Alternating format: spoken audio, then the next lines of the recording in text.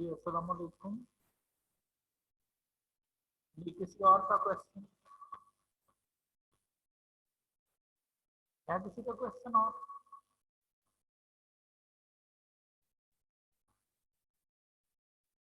जी So question number 15. Question number 15 15 है A can hit a target 4 times in 5 shots। यानी कि कोई shooter है ए, अगर उसको निशाना लगाने के लिए कहते हैं और वो 5 दफा अगर वो अपने टारगेट को एम करता है 5 दफा, तो 4 दफा वो अपना टारगेट हिट कर ही लेता है। तो अगर मैं देखें प्रोबेबिलिटी बताने के 3 मेथड्स हैं। परसेंटेज फॉर्म में बता दें कि जी उसका 80% चांस है कि वो हिट करेगा। वो फ्रैक्शन फॉर्म में बता दें 0.43 प्रोबेबिलिटी है वो हिट करेगा, या वो फ्रैक्शन फॉर्म में बता दे कहता है 4 दफा निशाना 5 दफा निशाने की तरफ करता है, 4 दफा हिट करता है। ठीक है, ए एक शूटर का नाम है। अगर मैं लिखूं कि जी ए एक इवेंट है हिट द टारगेट, वो टारगेट को हिट करता है, उसको ए कहते हैं। अगर उससे नहीं हिट होता नॉट हिट, तो वो ए निशाना नहीं लगता, तो इसका मतलब है ए नॉट हिट, ऐसा लिख देते हैं। ए हिट करने का मतलब है कि कोई जो शूटर ए है उसका निशाना लग जाता है, ए निशाना नहीं लगता, कॉम्प्लीमेंट है नॉट ए। इसी तरह से B hit the target, C hit the target. अब उसने ये भी बता दिया है कि ए का टारगेट हिट करने का क्या चांस है। कहता है अगर 5 दफा लगाता है तो 4 दफा निशाना लगता है। तो आप समझ लें कि उसने प्रोबेबिलिटी ऑफ ए दी हुई है क्या, 5 में से 4 हिट। ऐसा होगा ना, hit hit hit not hit और हिट, 5 हो गया।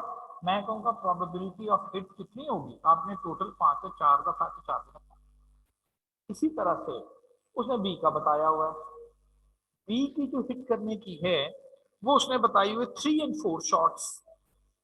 अगर वो 4 दफा निशाने की तरफ एम करता है तो 3 दफा उसका निशाना लग ही जाता है।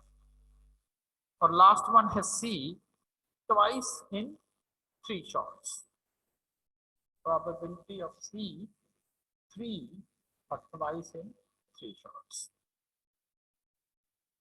ये तो उसने हमें डेटा प्रोवाइड किया। दे फायर अ वॉली, तीनों निशाना है, तीनों शूटर को कहता है चलो भाई तुम इस निशाने को जरा हिट करो। कहता what is the probability that at least 2 shots hit. क्या चांस है कि कम अज कम 2 शूटर के निशाने लग जाते हैं। ये कहता बताए टोटल कितने हैं, 3। कम से कम 2 शूटर के निशाने लगते हैं, वो 2 हिट भी हो सकते हैं और हो सकता है तीनों के हिट हो जाए निशाने। तो कम से कम 2 का तो यही मतलब बनता है ना, 2 है, 3 निशाने लगा 3 शूटर, तो कहता कम से कम 2 शूटर के हिट हो जाए। तो पहले तो मैंने ये स्टेटमेंट देखी कि एटलीस्ट 2 शूटर के हिट हो जाएंगे, 2 और 3। अब निशाना 2 लोगों का लगता है, कौन से 2 हैं ये पता नहीं है, तो अब स्टेटमेंट को लिखना है। मैं कहता हूं कि एक पॉसिबिलिटी ये है, अब इनके दरमियान में सिंबल एंड ही आएगा ना, क्योंकि कंफर्म है क्या, 2 का निशाना लगना कंफर्म है, लेकिन पता नहीं है 2, तो फिर एक स्टेटमेंट और लिखें। और निशाना 2 का ही लग रहा है, कंफर्म नहीं है, तो इसलिए ये भी मैंने स्टेटमेंट लिखी। आपने कहा ना कि एक और कॉम्बिनेशन भी तो हो सकता है जिसमें 2 हिट करेंगे, बिल्कुल सही है, एक और कॉम्बिनेशन भी हो सकता है जिसमें 2 हिट करना है। ये तीनों ऐसी स्टेटमेंट हैं जिसमें ये लिखा गया है कि 3 में से 2 लोगों के निशाने लग रहे हैं। कंफर्म है ना 2 ही लगने, तो 2 के ही स्टेटमेंट। अब आ जाए इस और की तरफ, ये भी एक और है, इसमें है तीनों का निशाना लग रहा है। तो ये सारी वो स्टेटमेंट है जिसमें लिखा गया है कम से कम 2 लोगों का हिट हो जाता है। अब जरा इनकी प्रोबेबिलिटी की बात करनी है, इसकी कर लेते हैं, बाकी आपको पता चल जाएगा। अब हमें किसी जगह पर भी इंटरसेक्शन की प्रोबेबिलिटी नहीं दी गई, नहीं दी गई ना, कॉमन की नहीं दी गई, तो फिर हम इनको समझेंगे क्या है, ये इंडिपेंडेंट। अगर ये इंडिपेंडेंट हैं तो इसको अगर लिखना हो तो P of A multiply by P of B and multiply by P of C complement.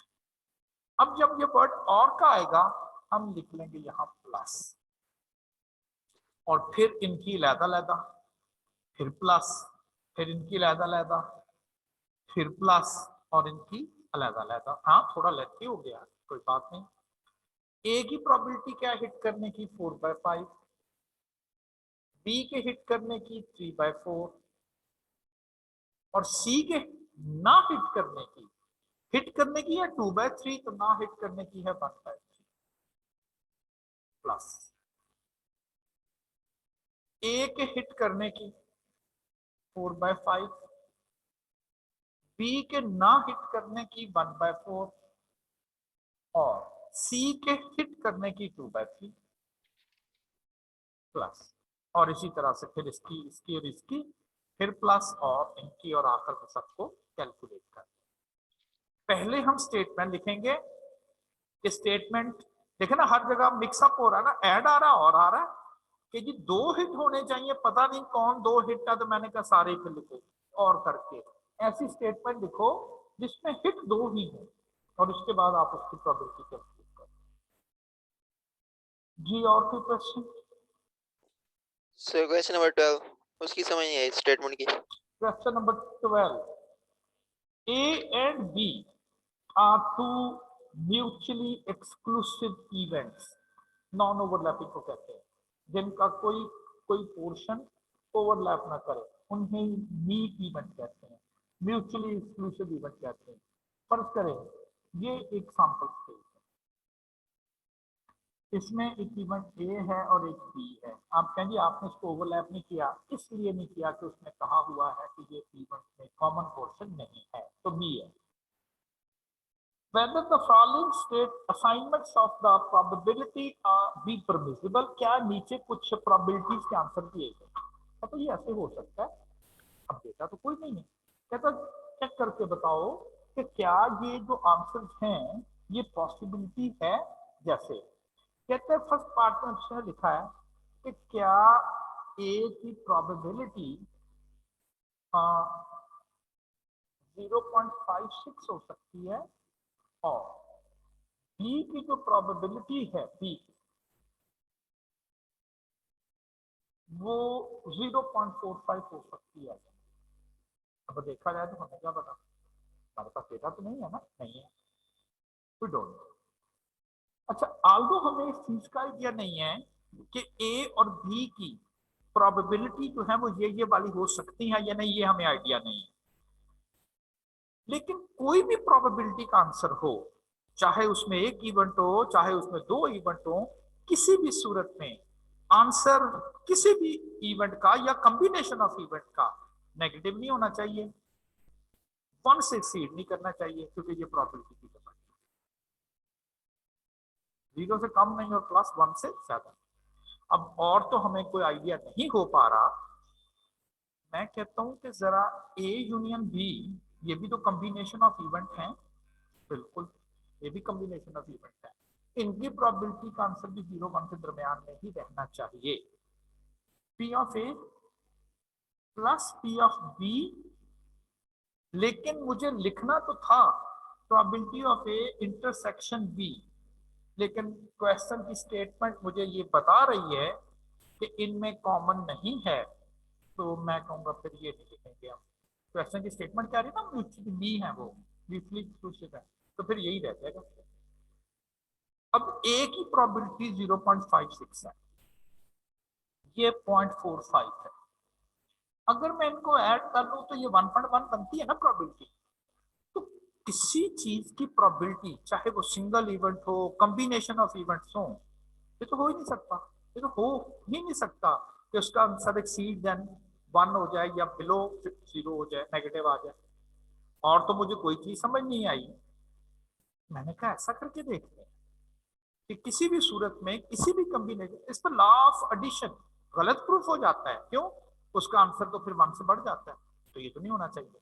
तो इसलिए आप क्या है कि अगर वो दोनों इवेंट इंडिपेंडेंट म्यूचुअली एक्सक्लूसिव हैं, तो ये हो ही नहीं सकता कि उनकी किसी भी एक क्वेश्चन में ये दो आंसर हो, इसलिए कि ऐसा करने से उसकी प्रोबेबिलिटी, जो प्रोबेबिलिटी की परमिसिबल लिमिट है, उससे वो एक्सीड करे।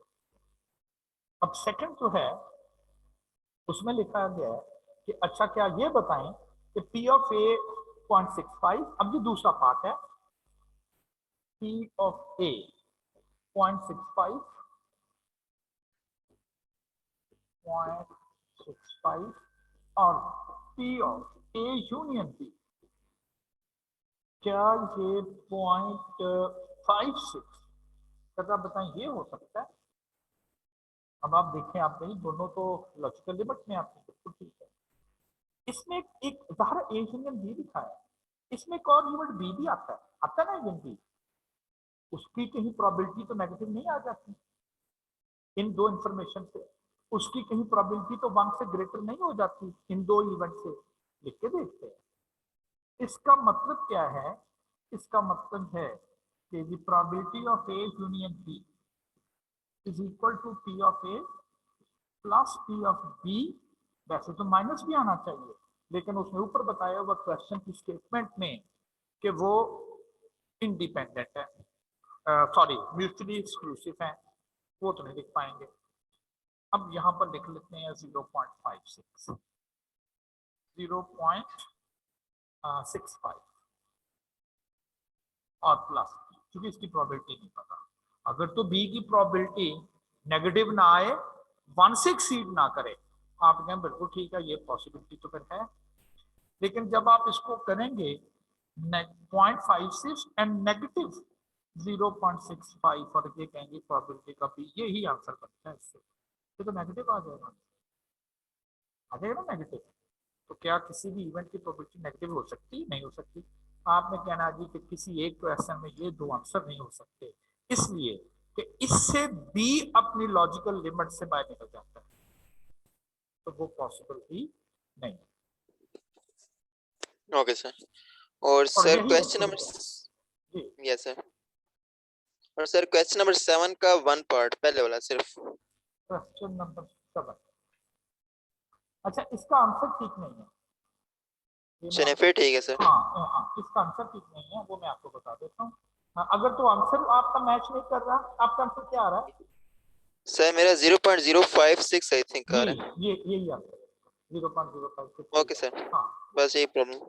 चले किसी और को अगर हो तो ठीक है, मैं आंसर देता हूँ। और सर ये क्वेश्चन नंबर 2 का सेकंड वाला part. Question number 2, in a group of, ये वाला यस सर, इसका सेकंड पार्ट। ठीक है। In a group of 20 students, 4 out of 7 female and 2 out of 13 male students wear glasses। अगर आप इस डेटे को प्रॉपर एक टेबल बना के लिख लें तो बहुत सारी चीजें आपको क्लियर हो जाएंगी। देखिए इसमें दो चीजों का जिक्र हो रहा है, एक तो जिक्र हो रहा है स्टूडेंट की जेंडर का, और एक जिक्र हो रहा है कि कितने उनमें से ग्लासेस यूज कर रहे हैं और कितने नहीं। सॉरी सर, सर मैं इंटरप्ट कर रहा हूँ, सॉरी सर। सर जी मेरा क्वेश्चन इसमें यही है कि हाँ सर इसमें अगर हमने मैन का पूछा है जी, तो सर हम फीमेल्स को इग्नोर कर देंगे टोटल नहीं में। मैं उसको बोलता हूँ, ओके उसमें सर। जी मैं इसको लिख देता हूँ। आप पहले तो ये टेबल बना, ये एक साइड पर आप लिखेंगे मेल और एक साइड पर यूज ग्लासेस और नॉट यूज ग्लासेस। ये पता है डेटे में टोटल 20। अब इसको फिल कर, कहता है 4 out of 7 female, 4 out of 7, तो फीमेल टोटल 7, उनमें से 4 ग्लासेस यूज करने वाली है, ये खुद ही पता चल गया, 3 ऐसी 7 के टोटल है। और फिर 2 out of 13 male use glasses, 2 लोग ग्लासेस यूज कर रहे हैं 13 में से, तो 11 नहीं करते। टेबल आपका कम से कम कंप्लीट हो। ये उसी तरह की बातें हैं जब मैंने वो एक वेट और एज वगैरह की बात की। अब सेकंड में उसने कहा है कि यहां से एक स्टूडेंट पूरे डेटा से कहता है जी पर्चियां डाल के एक स्टूडेंट सेलेक्ट करना है। सेकंड में क्या लिखा है, कहता है कि क्या चांस है कि वो सिलेक्ट हो, उसमें दो खूबियां। कौन सी दो? वो मेल भी होना चाहिए, वो ग्लासेस यूज करने वाला मेल होना चाहिए। आपने अब पूरे डेटा से काउंट करना है। उसने बताया तो नहीं वो मेल है, उसने कहा प्रोबेबिलिटी फाइंड करनी है, तो उसने कहा वो प्रोबेबिलिटी फाइंड करो उस स्टूडेंट के आने का क्या चांस है जो मेल भी हो और ऐसा मेल जो ग्लासेस यूज करने वाला मेल हो। तो पूरे डेटा सेट में कितने मेल ग्लासेस यूज करने वाले बताएं जरा। 2. 2 आउट ऑफ 20, तो 2 बाई मेल। उस अगर तो वो ये कहता ना if the selected student is male what is the probability he also use glasses, फिर ठीक था, फिर मैंने जो काट दिया। क्यों? उसने मुझे ये नहीं पूछा कि मेल की प्रोबेबिलिटी बताओ, वो तो बता रहा था। अब मुझे प्रोबेबिलिटी पूछ रहा है किस चीज की? ऐसे मेल की जो ग्लासेस यूज करने वाले हैं वो सिर्फ दो ही हैं, तो 2 बाई 20 ये इसका। Okay sir. और सर आपसे एक पहले क्वेश्चन पूछा था कि जी। म्यूचुअली एक्सक्लूसिव और इंडिपेंडेंट दोनों नहीं हो सकते, आपने कहा था बाद में बताऊंगा, वो थोड़ा एक्सप्लेन कर म्यूचुअली दें भी। एक्सक्लूसिव और इंडिपेंडेंट, देखिए अगर अगर म्यूचुअली एक्सक्लूसिव हो तो इसका मतलब क्या है कि उनमें कॉमन पोर्शन नहीं होता। नी अगर वो नी अगर वो नी इवेंट्स हैं तो ये उनका इंटरसेक्शन 0 होना चाहिए, ठीक। अच्छा, अगर वो इंडिपेंडेंट हैं तो फिर P of A into P of B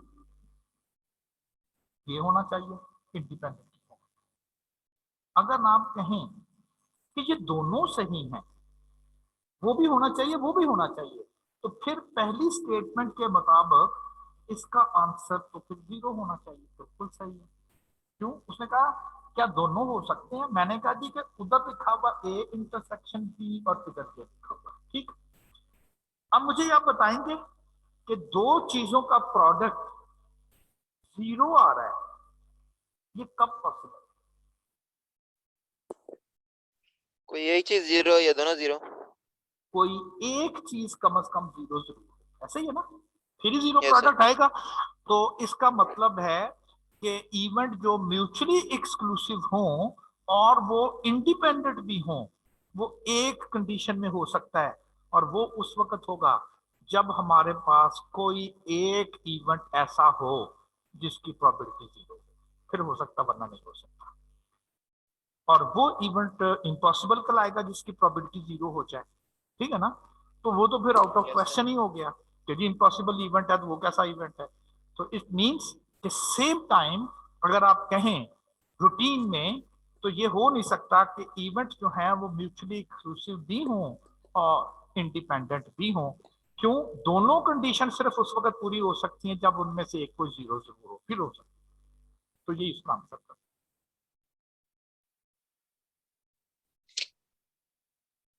जी, और किसी का क्वेश्चन हो तो?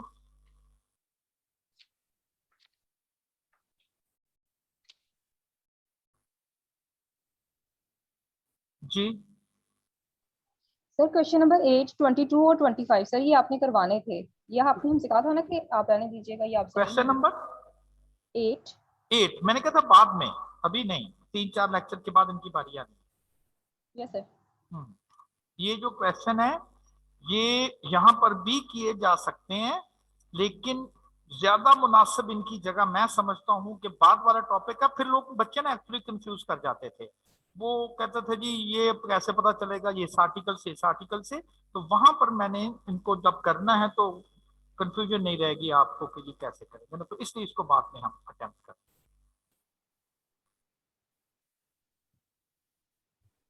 Assalamualaikum sir. वालेकुम सलाम। Sir, question number 28.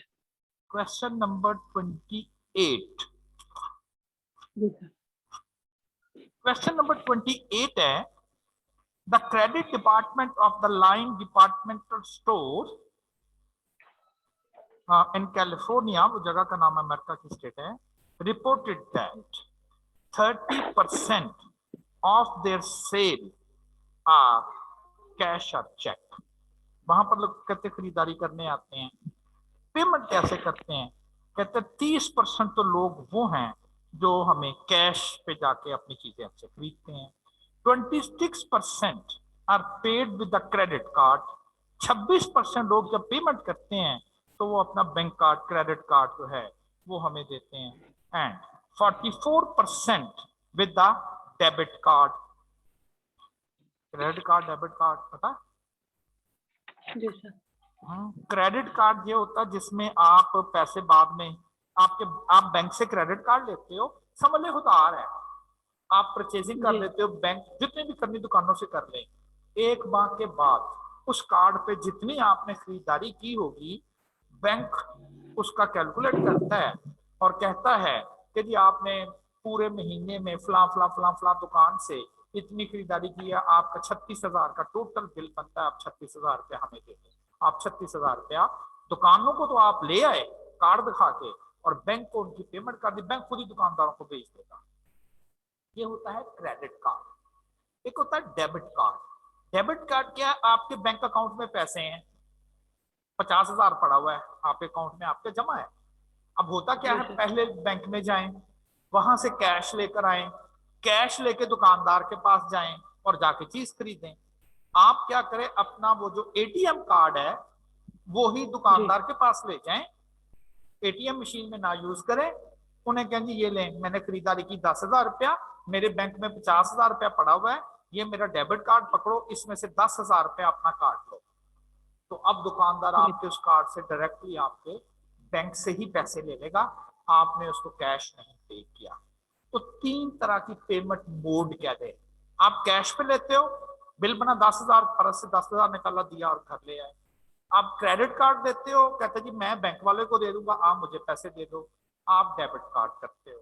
और क्रेडिट कार्ड यूज होगा, डेबिट कार्ड यूज होगा, ये उसने तीनों पॉसिबिलिटीज बताई हुई है कि वो कितने कितने परसेंट है। फिर कहता है 20% of the cash, 20% of the cash purchases, 85% of the credit card purchases, and 60% of the debit card purchases are for more than $50। कहते हैं उनका बिल कितना होगा, $50 से ज्यादा। जो भी क्रेडिट कार्ड के थ्रू या कैश के थ्रू खरीदा, कैश के थ्रू 30% लोगों ने कैश पेमेंट की और उस 30 पे से 20% लोग ऐसे थे जिनका बिल जो था वो $50 से ज्यादा था। अब एक्चुअली ये 2 अनसर्टेनिटीज आ गई। पहली अनसर्टेनिटी आ रही है उन्होंने पेमेंट कैसे की, 3 तरीके थे।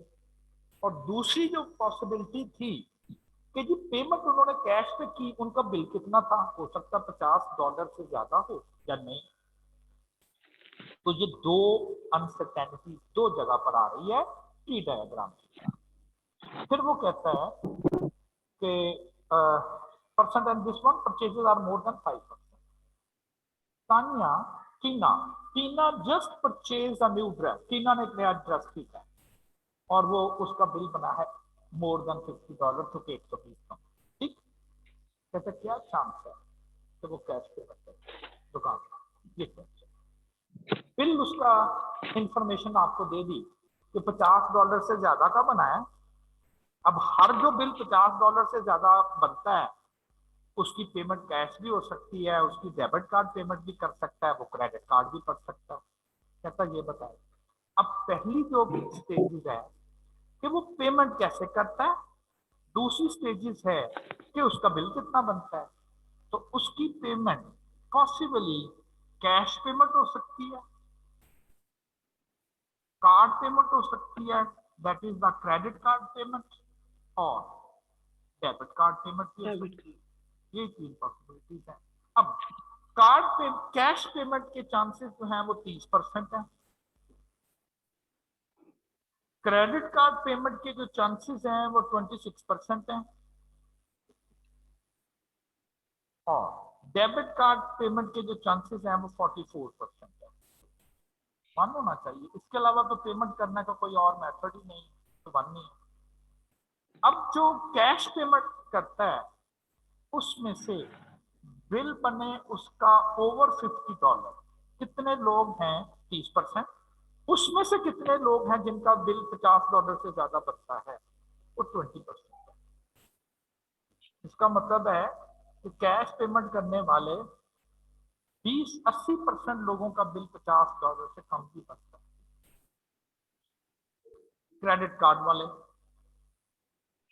85%, ओवर 50 वो 85% ओवर 50 और लेस देन 50। डेबिट कार्ड 60%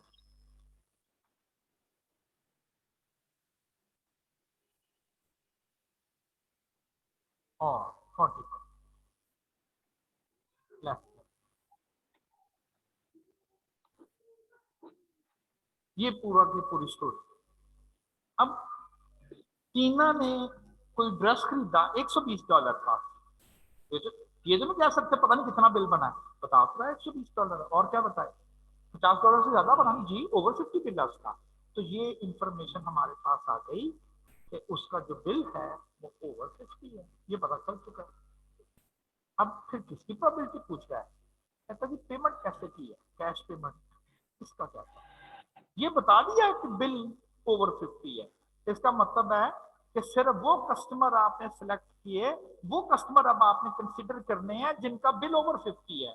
वो कैश में भी हैं, वो क्रेडिट कार्ड में भी हैं, वो डेबिट कार्ड में भी हैं। बेस थ्योरम, ठीक है ना। तो बेस थ्योरम से अब हम इसकी कैलकुलेशन परफॉर्म कर देंगे।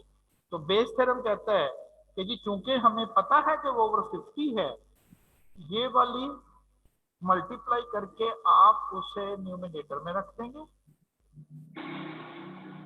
ओवर, और हर जगह से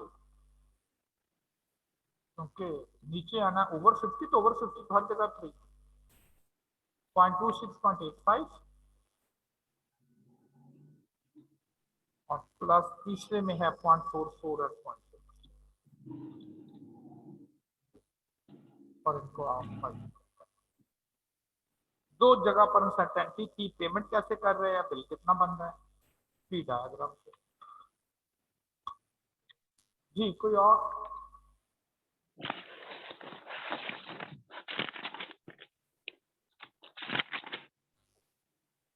Do you have the super question on sir 19 19?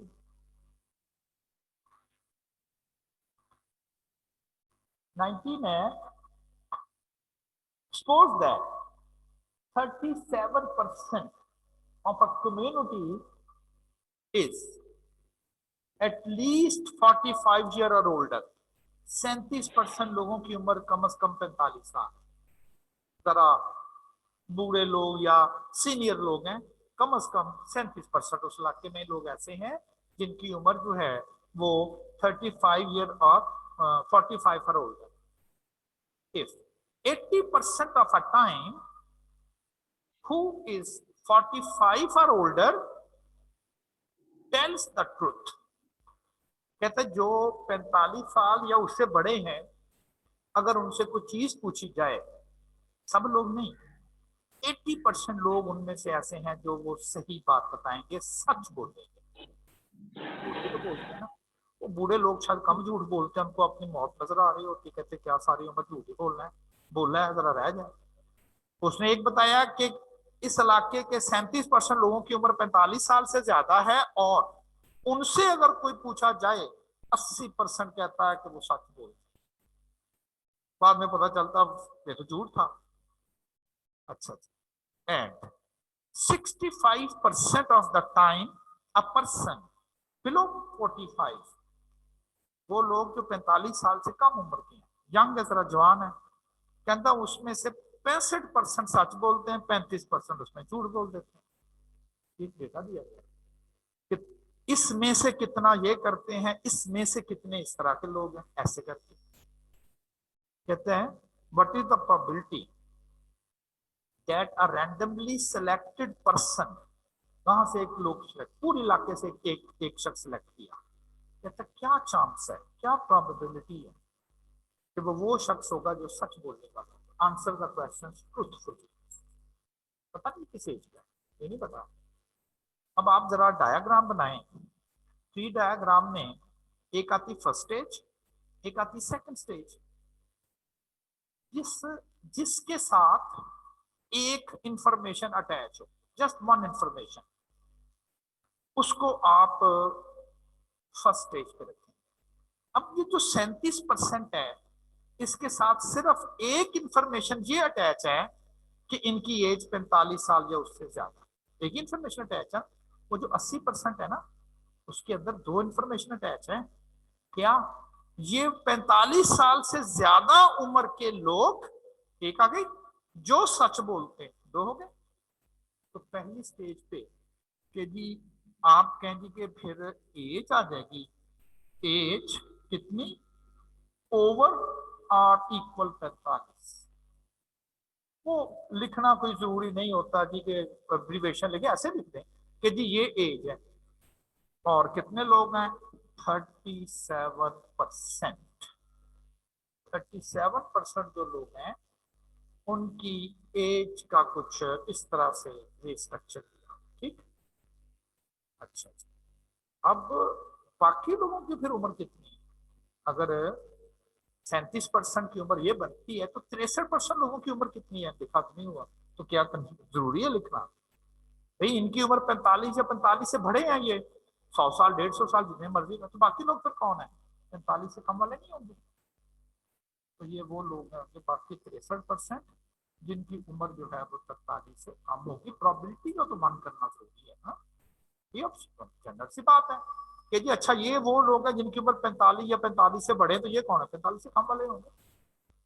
अब जिनकी उम्र 45 या 45 से बड़ी है और उनसे हम कोई क्वेश्चन करते हैं, तो वो उस क्वेश्चन का आंसर ट्रूथफुली देते हैं, सच बोलते हैं, ट्रूथ, सच कहते हैं, झूठ बोलते हैं। 80% लोग ये है, 45 में से 80%, इसमें से भी इसमें 65% सच बोलते हैं।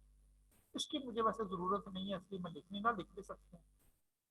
अब एक शख्स सेलेक्ट किया है, क्या आपको बता रहा है कि उसने सच कहा है या पूछ रहा है?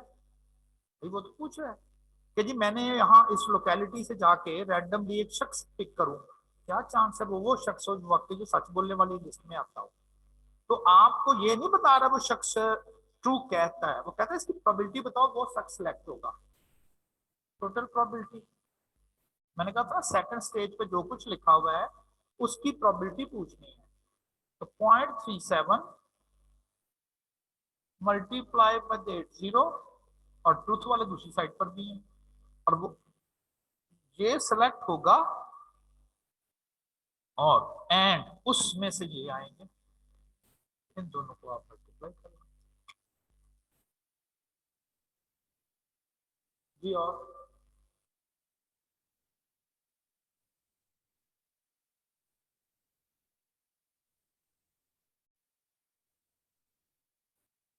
है जी किसी का और उनका क्वेश्चन मुझसे?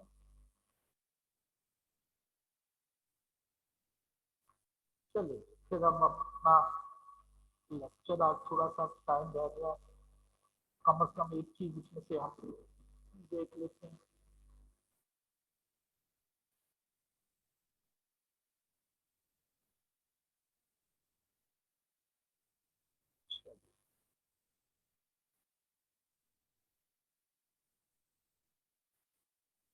हमने एक्चुअली ये स्टार्ट किया हुआ है कि कैलकुलेट तो हमने प्रोबेबिलिटी करनी है, और कोई डेटा दिया जा रहा है, ऐसे ही है ना। और हम पहले क्या करते थे, वो भी को डेटा शेटा देता था, हम उसका सैंपल स्पेस बना के आंसर देते थे। लेकिन अब हमने क्या काम शुरू किया हुआ है कि अगर कोई भी डेटा किसी एक स्पेसिफिक पैटर्न को फॉलो कर रहा है, हम कहेंगे कि आपको सैंपल स्पेस बनाने की जरूरत नहीं है, बल्कि एक प्रोबेबिलिटी फार्मूला यूज कर लें, जिसमें से पहला फार्मूला आप यूज कर रहे हैं। ये तो अच्छा, ये वो हैं जिनमें वो प्रोबेबिलिटी टेबल वगैरह बना के देता था और कुछ क्वेश्चन पूछता था, ऐसे ही था ना। अब यहाँ पर वो कहता है कि नहीं, ये प्रोबेबिलिटी टेबल नहीं है मेरे पास, मैं आपको डेटा दे रहा हूँ, बस इसकी प्रोबेबिलिटी बताओ, इसकी बताओ। सैंपल स्पेस से बिल्कुल कर सकते हैं। बताना ये है कि इवन सैंपल स्पेस से भी ज्यादा आसान हो गया। और अगर ये 3 की जगह 30 आते तो और तो कोई चीज नहीं चेंज करनी थी, मैंने बस इधर 30 कर देना था, और तो कोई चीज ऐसा इसमें कोई चेंज नहीं होनी थी। अगर यही सारे क्वेश्चन होते और मुझे 30 कॉइन की बात करते तो मैंने यहाँ कर देना था एन सो 30, और जहां जहां 3 लिखा था फार्मूले में वहां 30 करना था, ले 30 कॉइन। अब सोचें सैंपल स्पेस से हो सकता था तो नहीं हो सकता। अच्छा जी, ये हमने क्वेश्चन जो था वो सॉल्व किया, और इसमें इंपॉर्टेंटली एक्स जरूर ठीक तरह से मेंशन किया गया। एक्स यदि किस बेस पर pass fail, number of correct answers थे, तो पी फिर उसी का ही साथ रखेंगे। एग्जैक्टली पी जो है वो हम उसी का ही साथ रखेंगे, पी उसी का ही हम साथ पी रखेंगे। देन अब ये जो नेक्स्ट क्वेश्चन है, ये आपके एग्जाम में ना रिपीटेडली आ रहा है, रिपीटेडली। ये बाइनोमियल से सॉल्व होना है, और पहली दफा पढ़ते वक्त ये बिल्कुल बाइनोमियल नहीं लगेगा। समझ जाते हैं हम कैसे पहचानते बाइनोमियल? हम पहचानते हैं सिंगल ट्रायल की बात करके, ये देखते हैं क्या 2 ही पॉसिबिलिटी है, तो फिर उसके बाद डिक्लेयर कर देते हैं कि हाँ जी 2 ही है, तो ये बाइनोमियल, ठीक है ना। अब जरा देखते हैं कि क्यों मैं कह रहा हूं कि पहली दफा तो ये देखने में हमें शायद ये ना लगे कि ये बाइनोमियल। कहता इन throwing 3 dice, not coin, dice, find the probability that। अब अगर अपने क्वेश्चन को यहीं तक रहने दें और सोचे कि जी सिंगल डाइस 2 पॉसिबल आउटकम नहीं 6, 1 2 3 4 5 6 मैंने नीचे लिखी है, और यहीं पर स्टूडेंट कह के खत्म कर देते हैं ये बाइनोमियल तो हो नहीं सकता। ठीक हो गया, अगर आगे तो चले, क्या प्रोबेबिलिटी फाइंड करनी, कहता है दैट नंबर 6 appear 6 आए on at least 2 dice। कहता कम से कम 2 डाइस के ऊपर 6 आ जाए, 3 भी हो सकते, टोटल 3 है ना, 2 पर 6 आ जाए, ये तीनों की तीनों डाइस ऐसी हो जिसमें नंबर 6 आ जाए। डाइस 3 है, डाइस 3 है, सैंपल स्पेस 3 डाइस की बना के थोड़ा सा सोचा जा सकता है, लेकिन ये बाइनोमियल है कि। अब देखिए आप घर में खेल रहे हैं अपने बहन भाई किसी के साथ, मैंने कहा था बाइनोमियल वो होता है कि जिसमें 2 कैटेगरीज आ जाए, सक्सेस और फेलियर, ऐसा ही है ना। अब आपकी जीतने के लिए 6 चाहिए, 5 भी आ गए, 4 आ गए, 3 2 1, आप हार जाते हो। तो वाहद सूरत 6 ही एक ऐसी है जिससे आप जीतते हो। तो आप डाइस थ्रो करने लगे हो, तो आपका तो कंसर्न 2 ही क्लासेस बनती हैं फिर आपके लिए। 6 आ गया सक्सेस, 6 नहीं आया, चाहे 5 आ जाए, 4 आ जाए, 3 आ जाए, 2 आ जाए, तो वो तो फेलियर बन गए। सिंगल टास्क ऑल दो 6 पॉसिबिलिटीज हैं, लेकिन अगर आप टेक्निकली सोचे, आप कहेंगे ये जो ये बनती है, ये हमारे लिए सक्सेस कैटेगरी, और ये इनमें से कोई नंबर भी आ जाए तो मेरे लिए तो फेलियर। तो ऐसा ही है, 2 आउटकम के 2 क्लासेस में देखा चल गया, हर आउटकम हर सिंगल ट्रायल 2 कैटेगरी में चल गया उसका आंसर। जैसे कि जी यार 6 आ गया तो सक्सेस कैटेगरी आ गई, 6 नहीं आएगा तो फेलियर कैटेगरी आ जाएगी, ठीक है ना। इसलिए ये बाइनोमियल ही है। हमारी इंटरेस्ट किसमें है या सक्सेस किसमें है? एक्स में। एक्स क्या रखेंगे? नंबर ऑफ सिक्सेस अपीयर्स, कितने छक्के आते हैं, कम से कम 2।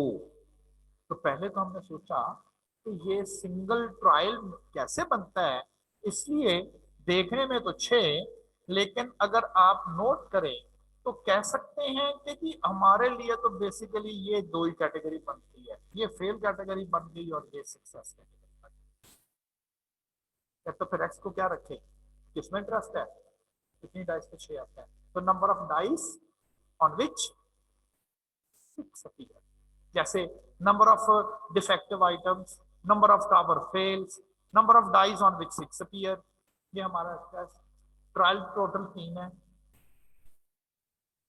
ये क्या होना चाहिए, प्रोबेबिलिटी ऑफ 6, क्योंकि हमारा यहाँ पर है number of 6 on single dice, एक डाइस पर 6 आने का चांस, हाँ एक डाइस पर 6 आने का चांस, टोटल 6 आउटकम्स है, 6 इनमें से सिर्फ एक आउटकम है 6 वाला, तो बन गया 6, इसलिए ये बाइनोमियल। फेलियर नॉट 6, सक्सेस 6 आना सक्सेस, और अगर वो 6 नहीं आता तो हमारे लिए वो फेलियर। तो P आ गई 0.6 1/6 और Q आ गया 5/6। बाइनोमियल के लवाजमात पूरे हो गए, या तो किसी डाइस पर भी 6 ना आए, लगता है ना, जैसे ये नंबर आ जाए अगर एक डाइस पे 2 आया, एक पे 1 आया, एक पे 5 आया, तो कितनी डाइस पर 6 आया, किसी पर भी नहीं, हो सकता है ना, कहता हो सकता है तीनों में से किसी एक डाइस पे 6 आए, लाइक दिस वन, हो सकता है 2 पर भी 6 आ सकता है, बिल्कुल ऐसे भी हो सकता है 2 पर 6 आया, कहता 3 पर भी हो सकता है, बिल्कुल हो सकता है 3 पर भी हो सकता है, तो फिर एटलीस्ट 2 का मतलब ये नहीं बना, क्योंकि ये बाइनोमियल के लवाजमात पूरे कर रहा है और मैंने सम वाला फंक्शन लगाया NCX P पावर x और 2 पावर x, 42% चांस है कि अगर आप 3 डाइस थ्रो करोगे तो कम से कम 2 डाइस के ऊपर नंबर 6 आएगा, कहता ऐसा होने का चांस तो है, वो कितना है 42%, 42%। इसलिए ये इंपॉर्टेंट है कि यहां पर अपेरेंटली लगता नहीं था कि ये बाइनोमियल का प्रॉब्लम होगा, लेकिन हमने कहा देखिए हमारी इंटरेस्ट है सक्सेस, हमारा क्या है 6 का आना, तो फिर बाकी सारा हमारे लिए नॉट सक्सेस है, हमें इससे क्या, ठीक है ना, तो बदला जा सकता है। इसी तरह का प्रॉब्लम ये वाला है, ये भी एग्जाम में इसलिए शायद आया है कि स्टूडेंट कहते हैं ये बाइनोमियल तो नहीं है, मोस्टली प्रॉब्लम बाइनोमियल से ही सॉल्व होता है, मोस्टली मैं लफ्ज बोल रहा हूँ। If 60% population are in favor of government policies for controlling COVID, COVID-19 virus, कुछ लोग कह रहे हैं ना, ये क्या कर रहे हैं कि स्कूल बंद कर देते, बिजनेस बंद करते, इससे कोरोना रुकना है, कोई कहता है जी और कैसे रुकना है, इससे तो रुकना है, क्योंकि साइंस कहती है कि जी आप डिस्टेंस कम रखेंगे तो कोविड फैलने के चांसेस ज्यादा है। अक्सर लोग ना मतलब डिस्कस कर रहे होते हैं ऐसे ही, लो जी मतलब हमारे इवन टीचर्स भी या कुछ पढ़े लिखे लोग, लो जी स्कूल कॉलेज बंद करते, ਇੱਥੇ ਹੀ ਵਾਇਰਸ ਪੈਂਦਾ, ਹੋਰ नहीं किसी ਨੂੰ वायरस पैंदा। स्कूल कॉलेज में 6 घंटे आप एक क्लासरूम में रहते हैं और क्लासरूम का साइज देख लें और आपकी क्लोजनेस देख लें, अगर आपको सीटों पर बैठाया जाए बहुत ज्यादा चांसेस हैं। 6 घंटे आपने एक ही एटमॉस्फेयर में यानी कि क्लासरूम के अंदर कंपैक्ट होके बैठना है और 6 घंटे बैठना है, ये 4 घंटे जितना स्कूल टाइमिंग है, तो ज्यादा चांसेस। बाकी ठीक है बाजारों में भी लोग हैं, आपस में गुजर गए, रश है बिल्कुल है, 1 मिनट में एक दूसरे से सेपरेट हो गए, बस वो 1 मिनट का चांस है कि वायरस उसके किसी बॉडी पार्ट से आपके बॉडी पार्ट में कन्वर्ट हो सकता है, उसके साथ हाथ लगा या उसने उस वक्त सांस ली आपकी तरफ या छींक आ गई उसको आपकी तरफ और आपकी तरफ आ गया। क्लास में तो 4 घंटे बैठे रहे, गप्पे मारते रहे हैं, हाथ एक दूसरे के पता नहीं कितनी दफा एक दूसरे को हाथ में मिलाया, खाना खाया, बहुत सारे ये रीजन है और कोई रीजन नहीं। 60% लोग कहते हैं गवर्नमेंट ठीक करती है, लेकिन 30% कहते हैं ये कोई तरीका नहीं है कि जी स्कूल कॉलेज फला फला बंद कर दिया, ये बंद कर दिया, वो बंद कर, हम तो जी अगेंस्ट हैं, हम नहीं मानते कि ये पॉलिसी गवर्नमेंट ठीक कर रही है कोविड को कवर करने के लिए। लेकिन कहते हैं 10% लोग ऐसे भी हैं जो कहते हैं नहीं, हमारे जैसे इंटरव्यू किया अजी आप बताना पसंद करेंगे, वो कहता सॉरी भाई नो कमेंट, ना मैं फेवर में हूँ ना मैं अगेंस्ट हूँ, मुझे नहीं पता, नो कमेंट। तो फिर अगर आप एक सिंगल पर्सन की बात करें और कहें कि अगर ये सर्वे हो रहा है तो कितने डेटा आएगा, तो 3 डेटा आंसर आ सकते हैं, फेवर अगेंस्ट नो ओपिनियन, मैथोडल तो नहीं है, दो तो नहीं, ये तो बाकी बहाल अपेरेंटली तो ये 3 पॉसिबल आंसर्स आ रहे। कहता a sample of 20 people are selected, इस इलाके से कहता 20 लोग ऐसे ही जाते जाते टीवी कंपनी वाले ने 20 लोग सेलेक्ट कर लिए। व्हाट इज द प्रोबेबिलिटी कि ये जो 20 लोग उसने सिलेक्ट किए थे, कहता है उनमें से 13 ऐसे मिलेंगे, 20 में से 13 वो लोग होंगे जो पॉलिसीज को फेवर कर रहे हैं। क्या चांस? टीवी रिपोर्टर उस इलाके में गया, ऐसे ही होता ना, आप मुझे इंटरव्यू देंगे जैसे अक्सर वो माइक पकड़ के लगे होते हैं, वो पहले, अब तो खैर थोड़ी सी इंप्रूवमेंट हो गई है ना, वो पहले मुझे याद है एक वो प्रोग्राम आता था तंजो मजाक का, उसमें ना एक आदमी वो दिखा रहे थे कि टीवी वाले क्या करते हैं, अक्सर कहते हैं ना कैसा महसूस कर रहे हैं आप, जी आप फलां टॉपिक या आप फर्स्ट आए हैं तो आपको कैसा महसूस हो रहा है, ये 2-4 क्वेश्चन मुझे अजीब लग रहा था, बंदा क्या आंसर दे, कोई कह सकता मुझे बुरा लग रहा है कि मुझे पहला नाम मिला, वो क्या कहेगा अल्टीमेटली, यही कहेगा हाँ मुझे खुशी महसूस हो रही है, और क्या कह सकते हैं।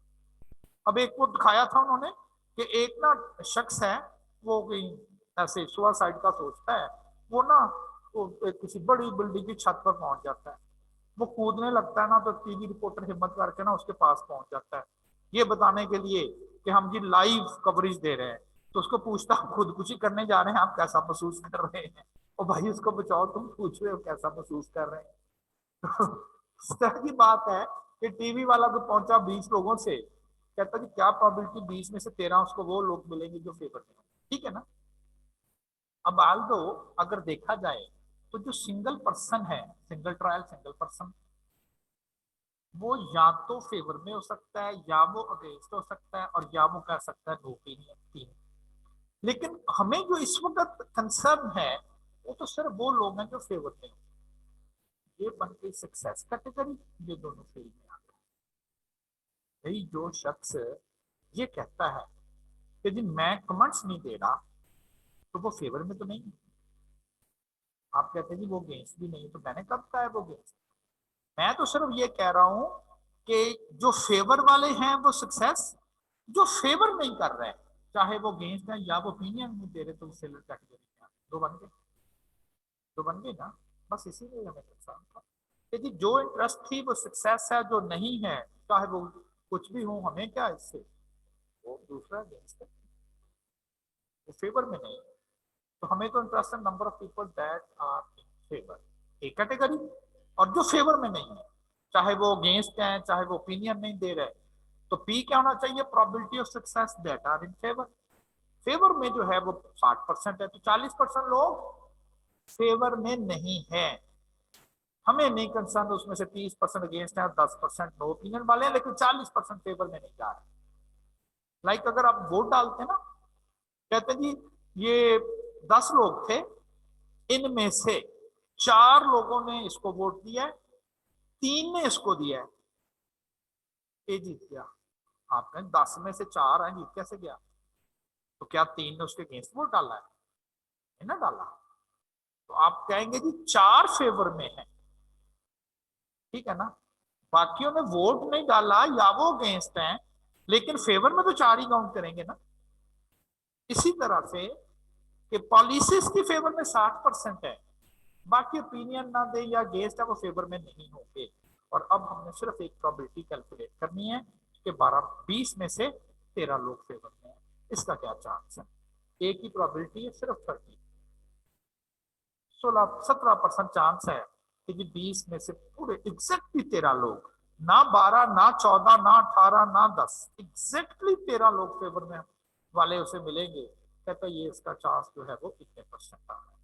देखिए आपको आल्दो आई कैप ने ये प्रोबेबिलिटी वाला बड़ा कॉम्प्रिहेंसिव सा टॉपिक लिखा हुआ है, लेकिन मैं पर्सनली समझता हूं कि ये ना बेस बनाने के लिए होता है प्रोबेबिलिटी की, और आपके अगले कोर्स में मतलब इतना ज्यादा यूज नहीं है, थोड़े बहुत वर्ड तो आ ही जाएंगे, लेकिन जितना आई कैप ने आपको इन टॉपिक्स में लिखा हुआ है प्रोबेबिलिटी का, क्योंकि इंटरनेशनली ये चीजें देखते हैं, वो तो बुरे तो बाद में भी इनको यूज करते हैं। हम बाद के सब्जेक्ट में नहीं करते, लेकिन इतना जरूर करते हैं। देखें जी, इंटरनेशनली प्रोबेबिलिटी का इतना ज्यादा पढ़ाया जाता है, तो हमने चूंकि उनके साथ compete करना होता है, तो हमें भी प्रोबेबिलिटी इस लेवल की पढ़नी चाहिए। भाई वो उसके बाद भी पढ़ते हैं। मुझे याद है बहुत बहुत देर पहले एक मुझे स्टूडेंट का फोन आया, उसने मुझे कहा, कहते सर मैं आपसे सीए में, मतलब कोई 8-10 साल या इससे भी शायद इतना ही की देर पहले की, मैं आपसे पढ़ता रहा हूँ। तो मैं फिर दुबई चले गया, और दुबई पे जाके फिर मैंने फलां फलां पहले जॉब की, फिर मैंने अपनी स्टडीज इंप्रूव करने के लिए किसी कोर्स में एडमिशन ले लिया, अपने सीए का ही कोई इस तरह का कोई कोर्स था।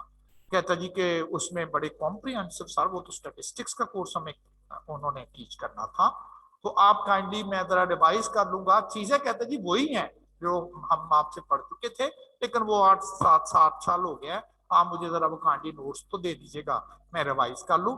क्यों? अब कहते जी हम फार्मूले तो नहीं, हमें वो उन्होंने सॉफ्टवेयर दिए हुए हैं कि जी इसके थ्रू डायरेक्टली कैलकुलेशन कर लें, लेकिन हम उनको प्रॉपरली जो है वो कैलकुलेट करते हैं। अब देखें ये जो चीजें हैं ना, ये बाइनोमियल और ये वो सारा कुछ, ये सिर्फ आपको बताने की हद तक। जहां तक तो कैलकुलेशंस की बात है, ये सब कुछ जो है वो आपके ना एक्सेल वगैरह में ये अवेलेबल है। आपने कुछ फील किया होगा कि आपके टीचर में उस दिन बैठा था ना, तो कुछ आपको वो फंक्शन, वो स्टैंडर्ड डेविएशन और परसेंटाइल और मीडियन, स्टैट्स की तो कैलकुलेशन और क्या है, तो कुछ फंक्शन दिए हुए हैं। अब अगर यहाँ पर मैं लिख दूं, मुझे इससे पता चलेगा कि फॉर्मूला शायद है। देखते हैं फॉर्मूले में क्या लिखा हुआ है। फॉर्मूला ये देखें ना, maths and trigonometry functions, financial functions और मोर फंक्शंस में स्टैटिस्टिकल फंक्शंस, ये बहुत सारे स्टैट्स के फंक्शन है। अभी हम चूंकि बाइनोमियल वगैरह पढ़ रहे हैं, तो ये देखें, ये बाइनोमियल बेस्ड का फंक्शन दिया है, ये बाइनोमियल बेस्ड कहता जी, बाइनोमियल डिस्ट्रीब्यूशन जो है वो अगर आपने कैलकुलेट करनी हो तो इसके कुछ है। ये एक्चुअली नीचे वैसे बता रहा, returns the individual term binomial distribution probabilities, कहता है कि कितने की प्रोबेबिलिटी कैलकुलेट करनी है, ठीक है ना। हमने 13 की प्रोबेबिलिटी कैलकुलेट करनी है, कहता ट्रायल्स कितने हैं, 20 हैं। ये नीचे आ रहा होता है कि ये क्या क्या लिखा है, और यहाँ पर क्या है, क्या लिखा हुआ है जी, probability of success on a single trial, अच्छा वो 60% है, 0.60, एंड देन उसको अगर आप हिट करोगे टू फ्यू, और अच्छा ठीक है, वो एक इसमें एक्स्ट्रा आर्गुमेंट भी देना पड़ता है क्यूमुलेटिव का, वो ये सारे जमा करने हैं कि नहीं, हम करते थे ना सम वाला फंक्शन, तो एक्चुअली ये सम वाला फंक्शन भी यहाँ पर लिखता है, तो मेरा ख्याल इसके लिए फॉल्स लिखते हैं। तो क्योंकि देर हो गई है, हम लोग इसको यूज नहीं करते, तो इसलिए मुझे ये मैं आपको करके देता हूँ ताकि आंसर तो हमारा पता हो कि ये मैच होता भी है कि नहीं। मैं इसको यहाँ पर करता हूँ, बाइनोमियल लिस्ट, इसमें कहता है कि पहले आप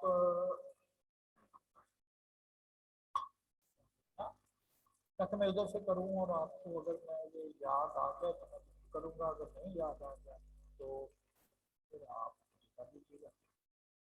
बाइनोमियल लिस्ट, यहाँ तो मुझे पता है कि आपने रखना है जी, 13 की प्रोबेबिलिटी कैलकुलेट करनी है, 20 नंबर है, और प्रोबेबिलिटी ऑफ सक्सेस 0.6 है। एक्चुअली कहता है यहाँ पर is a logical value for the cumulated distribution है, true for the probability mass and true for true. Actually वो प्रोबेबिलिटी मास फंक्शन आपको आइडिया नहीं है, लेकिन यहाँ पर आपने इसको ट्रू लिखा, मैंने लिख दिया, it should be with in. अब मुझे इसका आइडिया हो गया, तो अब मैं इसको लिख देता हूँ।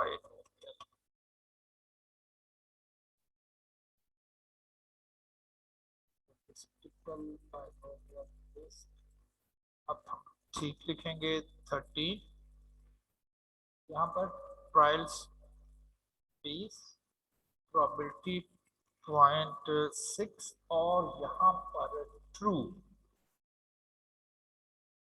अच्छा ट्रू, TRUE ट्रू,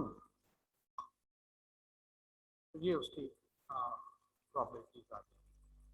13 सक्सेसेस 20, और अगर यहाँ पर फॉल्स लिखता हूं मैं, फॉल्स FALSE, तो वो जो हमारा आंसर है वो 0.1658, 0.1659 मैंने राउंड फिगर में। एक्चुअली ट्रू का मतलब होता है, ट्रू का मतलब होता है कि प्रोबेबिलिटी कैलकुलेट करनी है मिनिमम से लेकर 13 तक। अगर मैं ट्रू वहां करता तो ये सारी सम करके करेगा, ये वाली सारी की सारी प्रोबेबिलिटी उसने यहाँ कैलकुलेट कर, जब आप ट्रू लिखते हो। जब आप फॉल्स लिखते हो तो जो नंबर लिखा होता है सिर्फ उसकी बताता है, ट्रू फॉल्स। तो वैसे बता रहा हूँ ना कि जब इंप्लीमेंट की बारी आती है तो फिर सिर्फ इतना काम रह जाता है। हाँ बाइनोमियल पहचानना तो काम है ही है, लेकिन फिर बाद में सिर्फ इतना सही काम जो है वो रह जाएगा। ठीक है जी, चले। अब एक्चुअली ना आज मुझे थोड़ा सा जल्दी भी जाना है, तो फिर मैथ का वो डिस्टर्ब हो जाएगा, तो हम इसी को ही एक्चुअली कंटिन्यू कर रहे हैं और फिर वहीं पर एक्चुअली खत्म कर देंगे। तो आज हम मैथ्स का नहीं करेंगे, इसी को ही कंटिन्यू करेंगे, क्योंकि आज मुझे थोड़ी सी जल्दी क्लास भी ऑफ कर। क्वेश्चन है, in tossing of a coin 4 times, एक सिक्का कहता 4 दफा फेंकना, ठीक है जी। फाइंड, कोई प्रोबेबिलिटी कहेगा, find the probability distribution. Oh पूरा टेबल ही कह दिया उसने, पूरा टेबल कह दिया उसने। तो find the probability distribution of number of heads, कहता पूरा टेबल बनाओ इसका, probability distribution of number of heads, पूरा टेबल कहता है इसका बना। ये तो मुझे अब पता चल गया, चूंकि कॉइन टॉसिंग हो रही है, एक दफा कॉइन टॉस करेंगे तो 2 पॉसिबल आउटकम है, तो ये बाइनोमियल है, इसलिए मैंने ये फॉर्मूला लिख लिया। आगे क्या हो रहा था, इसमें से कभी वो कहता था 2 हेड, कभी 1 हेड, कभी एटलीस्ट 2 हेड, और अब क्या कहा है उसने, कहा सारे जितने जितने हेड पॉसिबल है सबकी कैलकुलेट करो। हमें पता है बाइनोमियल की मिनिमम 0 से स्टार्ट होती है, जितने कॉइन होते हैं वहां तक जाना है। तो 0 हेड, 1 हेड, 2 हेड, 3 हेड और 4 हेड, सबकी टर्न बाय टर्न हमें प्रोबेबिलिटीज कैलकुलेट करनी। अच्छा, अब चूंकि मुझे पता है कि मैंने टर्न बाय टर्न मुझे सबकी ही जरूरत पड़ेगी, तो क्यों ना मैं कैलकुलेटर लूं। वैसे मैं अभी से आपको बता रहा हूं, अभी से, कि ये क्वेश्चन रेयर है कि एग्जाम में आए। वो इसलिए कि एग्जामिनर शायद ये समझता है कि जी स्टूडेंट को पता ही नहीं है कैलकुलेटर से कैसे करना है, वो मैनुअली करने स्टार्ट करेंगे तो ये तो काफी टाइम लगेगा, उसकी समझ के मुताबिक तो यस टाइम लगेगा। लेकिन चलें, आपको पता होना चाहिए कि अगर करना पड़ भी जाए, एक दफा बस आया था आई कैप के पेपर में 4 नंबर का ये टेबल बनाना, क्योंकि उसमें वो समझता था काफी कैलकुलेशंस है, कैसे ये कैलकुलेटर से ये प्रोबेबिलिटीज कैसे करनी। हमें पता है कि हमने x को बार बार चेंज करना है, ऐसे ही है ना, पर प्रोबेबिलिटीज फाइंड करनी है। तो हम फार्मूला लिख देते हैं,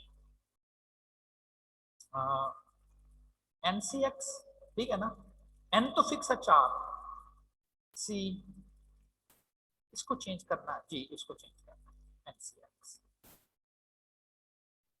इनटू हेड की प्रोबेबिलिटी जिसे P,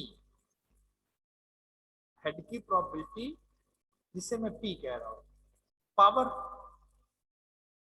x, क्योंकि ये चेंज होना है, जहां जहां चेंज होना है x है वहां x रहने दे रहा हूं और बाकी लिखता जा रहा हूं, q 0.5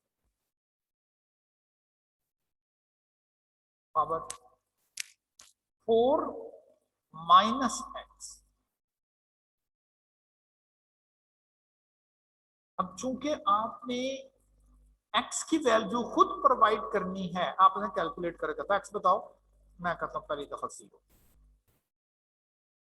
ये क्या हुआ, ये क्या हुआ, एक मिनट तो मुझे चेक करने दे। ठीक है, कुछ कैलकुलेटर्स में वो ये ऑपरेटर नहीं पड़ेगा, you have to write here multiplication. अब ये एक दफा कर लेना तो फिर आपको आइडिया हो जाएगा, क्योंकि ये नहीं हो पड़ेगा मल्टीप्लीकेशन। और अब आप करोगे कैल्क 0 और उसका आंसर दे देगा बनता है 16, 0.0625, 0.0625 की जगह मैंने 3, फिर कैल्क, फिर 1,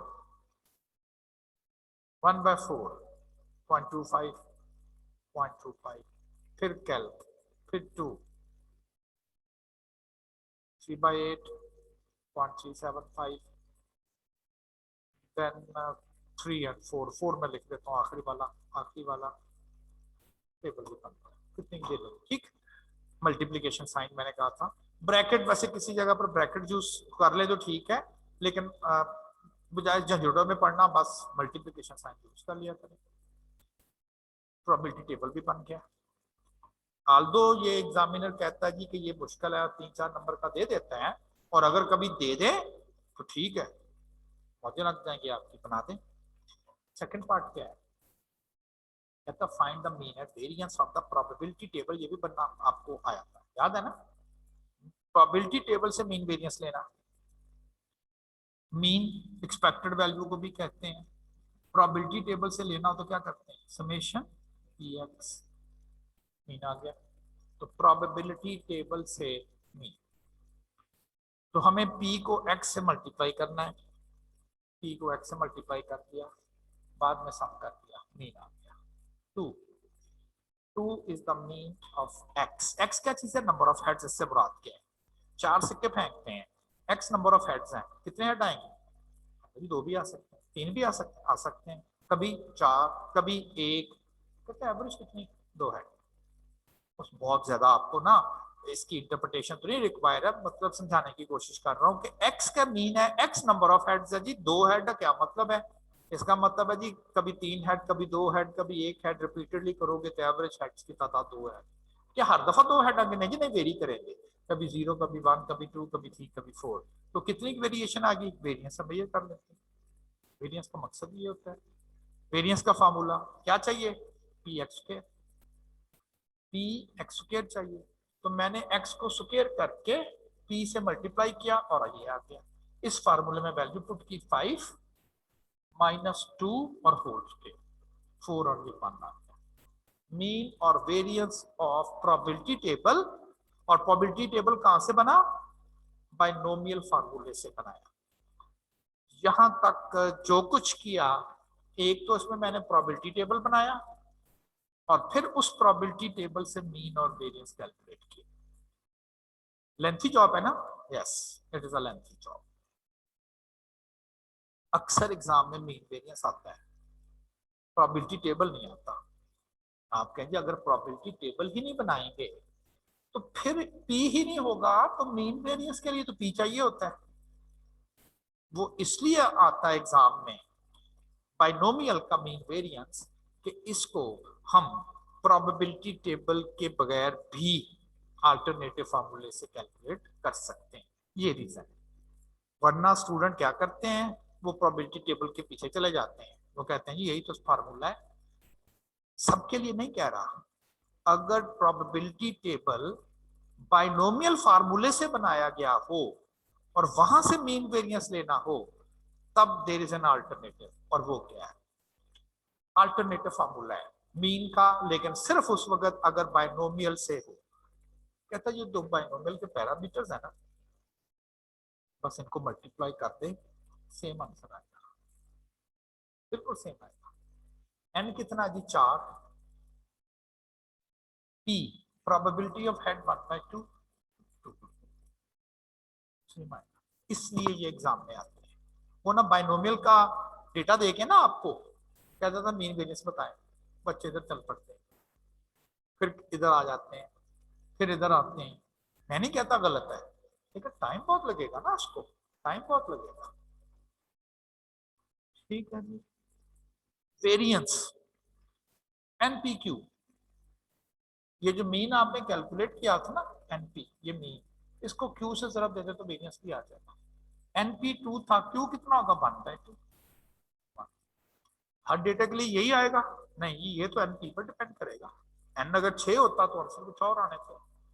तो हर डेटे का बाइनोमियल का जो मीन है या जो वेरिएंस है, इसका अल्टरनेटिव फार्मूला कहता है कि मीन कैलकुलेट करना हो तो एनपी से, और अगर वेरिएंस कैलकुलेट करना हो तो एनपी क्यू से आप उसका मीन वेरिएंस जो है वो कैलकुलेट कर सकते।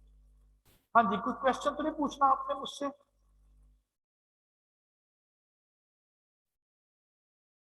ये अल्टरनेटिव फार्मूले की वजह से इंपॉर्टेंट है, mean and variance of the binomial without making the probability table, because we know the parameter of the binomial n and p, multiply that parameter np to get the mean, and then multiply the mean with q to get the variance. ये जो next question है, अब ये exam में आया हुआ है, reason वही है जी, उसने मीन वेरिएंस पूछा हुआ है और डेटा बाइनोमियल का दिया हुआ है। कहता अ packing machine produces 20% defective packets. उस मशीन का डेटे के मुताबिक वो 20% आइटम्स जो हैं वो उसमें कोई ना कोई डिफेक्ट होता है, वो डिफेक्टिव आइटम्स हैं। अगर एक आइटम बनाती है, एक सिंगल आइटम, तो 0.2 आइटम उसमें से डिफेक्टिव है। परसेंटेज का ये मतलब है। Find mean and variance of the binomial distribution. ना भी बताता तो हम वैसे भी पता कर सकते थे। कहता भाई बताओ तो सही किस चीज का मीन। कहता डिफेक्टिव पैकेट्स का मीन। इसका क्या मतलब है? If random sample of 10 items are selected. अब देखें, आपने मशीन के बने हुए 10 आइटम उठाए, 10 आइटम, हो सकता है इन 10 आइटम्स में से आपको 3 आइटम ऐसे मिले जो डिफेक्टिव हो। चांस है ना? है। मैं कहता हूं एक और अगर 10 आइटम का सैंपल ले अगर उसी मशीन के दोबारा से, क्या अब भी 3 ही मिलेंगे आपको? नहीं, ये तो नहीं है, 2 भी मिल सकते हैं। ठीक है, दोबारा 10 का लो। अब मैं कहता हूं 0 से लेके और 10 तक कुछ भी नंबर यहां पर आ सकता है। ऐसे ही है ना?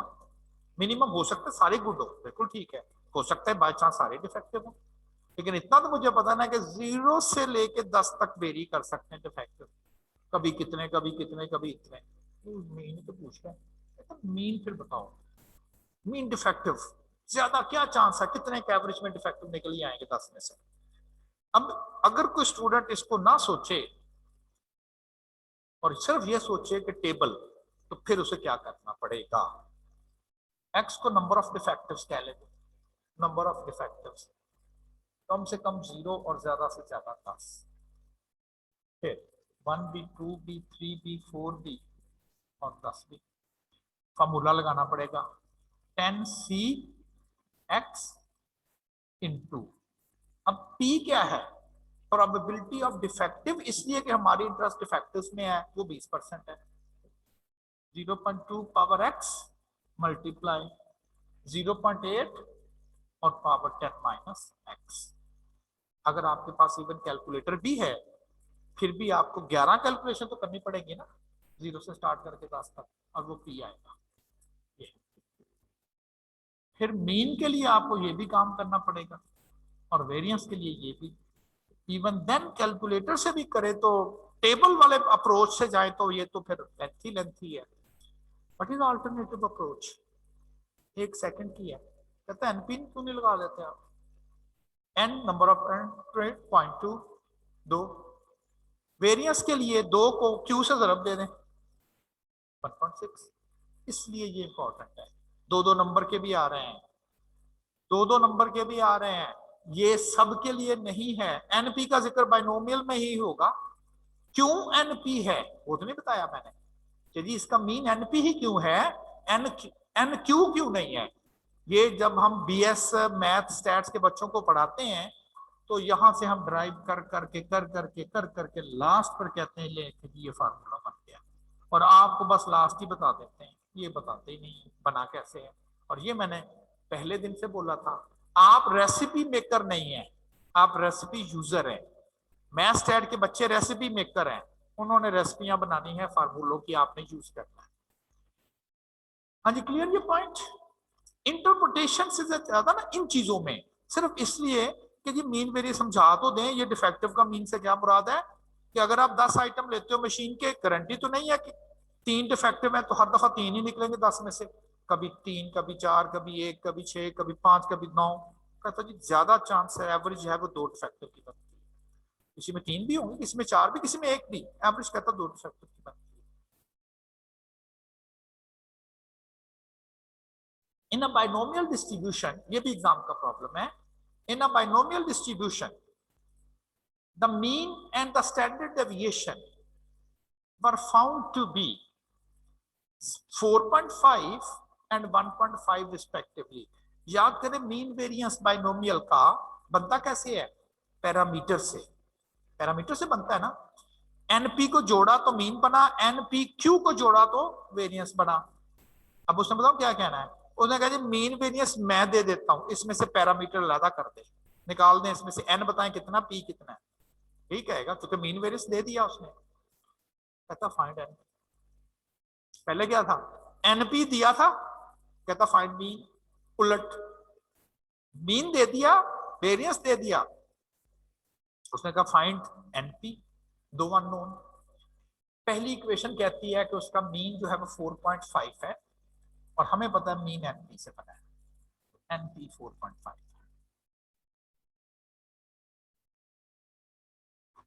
फिर उसने हमें दिया हुआ है स्टैंडर्ड डेविएशन, वेरिएंस नहीं, स्टैंडर्ड डेविएशन क्या होता है, वेरिएंस का स्क्वायर रूट करते हैं तो स्टैंडर्ड डेविएशन आता है। जो एनपीक्यू है वो स्टैंडर्ड डेविएशन नहीं है, बल्कि वो वेरिएंस है, तो 1.5 को स्क्वायर करेंगे तो 2.25 आएगा, ये दिया हुआ उसने। कहता है इनमें से अब एनपी अलग अलग करें, दो इक्वेशन है, दो अननोन है, ऐसे ही है ना, एन एक अननोन है, पी दूसरा अननोन है, इक्वेशन भी दो है। लेकिन याद करें इसमें जो अननोन है एन और पी, वो एडिटिव फॉर्म में नहीं है, एडिटिव फॉर्म ये ऐसे होता है, इसको मैं एडिटिव फॉर्म कहता हूं, ये इस वक्त मल्टीप्लीकेटिव फॉर्म में है। तो वो जो एलिमिनेशन मेथड वाला हम पढ़ते आ रहे हैं वो तो नहीं यहाँ वर्क करेगा।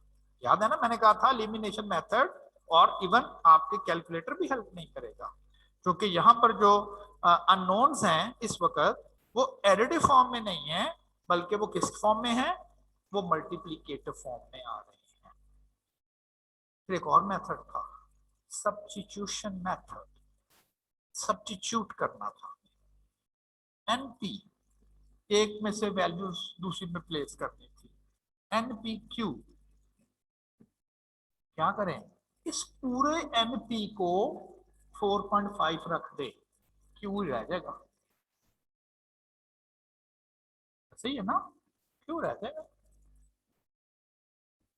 तो क्यू का आंसर आ गया। आपने कहा क्यू क्यों किया, आपने तो पी लेना था, कोई बात नहीं, क्यू को डालने दे, पी खुद ही आ जाएगा। इसको सॉल्व किया तो हमारे पास क्यू 0.5 आया, तो मेरे ख्याल पी भी 0.5 ही होगा, इसलिए तो पी प्लस क्यू क्या होता है बाइनोमियल में 1, दो ही तो पॉसिबिलिटीज होती हैं। पी 0.5 आ गया, यहां पी रख दे 0.5, 4.5, तो यहां से एनपी आ गया 9, एंट्रोपी हमने लगा रखा। मीन वेरिएंस से हमने फॉर्मूले बना दिए। अच्छा इसको रिवर्स सॉल्व बताऊं कैसे कर सकते थे, रिवर्स सॉल्व, उसने आपको एनपी की कोई ना कोई ऑप्शन दी होंगी कि जी एन जो है वो 9 है, पी जो है वो 0.6 होगा, कहता जी एन जो है वो 10 होगा, पी जो है वो मे बी 0.5 हो जाए, ऐसे करके, और भी पेयर देगा, और भी पेयर देगा, एक पेयर उसने दिया होगा, एन जो है वो 9 है और पी जो है वो 0.5 है। आपको कहता है जी एनपी बताना, बच्चा नहीं समझ रहा कैसे सॉल्व होगा। इतना तो पता है कि एनपी को मल्टीप्लाई करें मीन आता है, मीन उसने 0.4.5 दिया हुआ है, इसको जरूर देके देखिए, मीन बना के देखे बनता मीन। अगर नहीं बनता तो आप कहें जी इन पैरामीटर से तो मीन बन ही नहीं रहा, तो ये तो फिर हो ही नहीं सकता। इसको चेक किया नहीं बन रहा, इसको चेक किया बन रहा था, आपने कहा ना मीन तो बना है, क्या इससे वेरिएंस भी बनता है? अब आप कहें जी कि ये क्यू कहां से लें? आपको अगर उसने एग्जाम में पी दिया हो ना तो क्यू खुद ही बना लें, इससे बन सकता है ना, क्योंकि हमें पी प्लस क्यू पता है वन होता है। जरब दी तो आपने कहना मीन भी बन गया, वेरिएंस भी बन गया। चले आंसर आपने रिवर्स सॉल्व थोड़ा सा जेन में रखा कि जी ऐसा एनपी उठाना है जो मल्टीप्लाई करके मीन दे दे और फिर एनपी क्यू को मल्टीप्लाई करके वेरिएंस दे दे। ऊपर उसने मीन वेरिएंस दिया हुआ, नीचे उसने एनपी दिए हुए हैं। कौन सा ऐसा कॉम्बिनेशन है जो मीन ये बना दे वेरिएंस बता दे, वही आंसर है।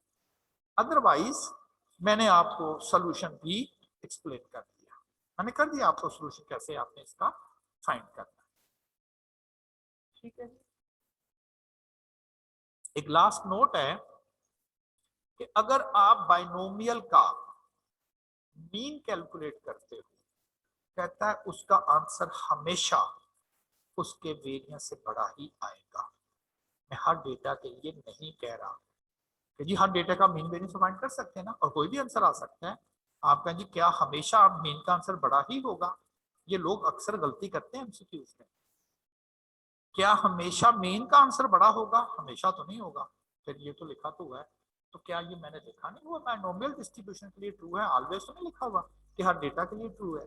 ऐसा कोई भी डेटा जिसके ऊपर आप देखें कि बाइनोमियल डेटा लग सकता है, उसके लिए ये जरूर है।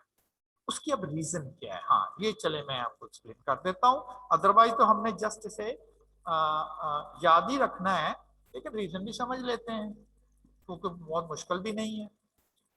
जब आप 5 को फर्ज करें 2 से मल्टीप्लाई करें तो 5 बढ़ के 10 हो जाएगा, तो बढ़ जाएगा 5 बढ़ के 10 पे चला जाएगा।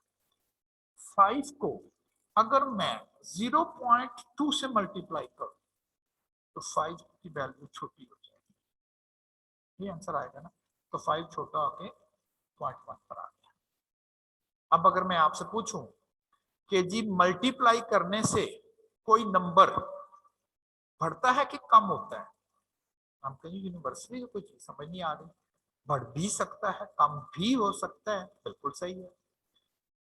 आपने कहा जी मल्टीप्लायर बताओ कैसा है? मल्टीप्लायर,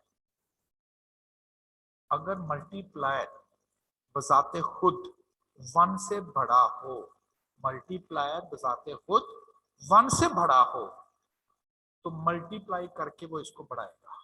देखते 5 से 10 से बढ़ा, मल्टीप्लायर खुद 1 से छोटा है।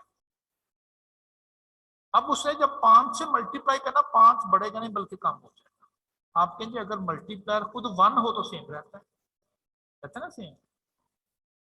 तो ये फिर एक, हाँ ये अंडरस्टैंडिंग सबके लिए, ये नहीं कि सिर्फ बाइनोमियल की बात कर रहा हूं। If we multiply any number, that number will increase or decrease or remains the same, depends upon multiplier. If the multiplier is greater than 1, the number will increase. If it is less than 1, the number will decrease. And if the multiplier is 1, the number remains the same. अब जरा देखिएगा NP, ये mean है। मैंने कहा variance लेने के लिए आप मीन को क्यू से जरब दें, वेरिएंस बनता है। अब वेरिएंस मीन को क्यू से जरब दे के बनता है। आप कहेंगे फिर वेरिएंस मीन से बढ़ेगा कि कम हो जाएगा? ये अब डिपेंड करेगा क्यू पर। अगर तो क्यू 1 से बड़ा है तो मीन को आपने एक ऐसी क्वांटिटी से मल्टीप्लाई किया जो 1 से बड़ी थी, तो वेरिएंस का आंसर बनता है, तो वेरिएंस तो फिर मीन से ऊपर चला जाएगा। बट हमें ये चीज क्लियर है कि Q हमेशा 1 से कम ही होगा, क्योंकि P प्लस Q ने 1 होना है, P कुछ ना कुछ तो होगा, तो Q तो फिर हमेशा 1 से कम ही होगा। चूंकि ये मल्टीप्लायर 1 से कम है तो वेरिएंस का आंसर इससे कम हो जाएगा। तो मीन जो है वो ऑलवेज ग्रेटर देन वेरिएंस होगा। अब जो 3-4 प्रॉब्लम किए थे हमने, देखिए इसमें मीन का आंसर क्या आता है 4.5, वेरिएंस का आंसर क्या आता है 2.25। कौन बड़ा है? Mean is greater than variance है, बिल्कुल सही है। इसमें मीन 2 है, वेरिएंस का आंसर कितना है? तो 1.6। Mean is greater than variance, हाँ इसमें भी देखें बिल्कुल ठीक हो रहा है। कितना ग्रेटर है ये नहीं पता। इसमें mean 2, variance 1, mean is greater than variance. ये हर जगह ही होगा अगर डेटा बाइनोमियल का हो। जी कोई और क्वेश्चन? अदरवाइज ये क्लास मुझे आज यहीं पर स्किप करनी है। चले जी, ठीक है।